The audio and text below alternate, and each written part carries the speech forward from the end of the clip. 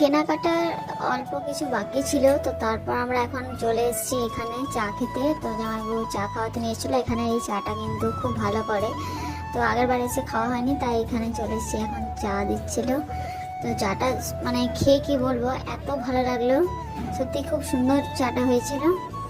মানে দেখতে পাচ্ছ দিদি চা খাওয়া হয়ে গেছিলো, তো আমার থেকে ওকে একটু দিলাম, এতটাই চাটা ভালো হয়েছিল। তারপর চাটা খাওয়ার পরে এখন আমরা চলে এসেছি মোমোর দোকানে, মোমো খাবো।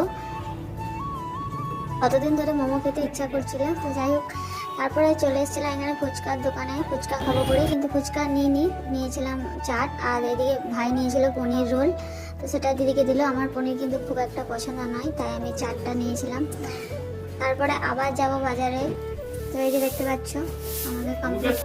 আর এদিকে দেখো কটা বাজছে, আমরা এসেছিলাম বিকাল 5টায় আর বেজে গেছে 9টা।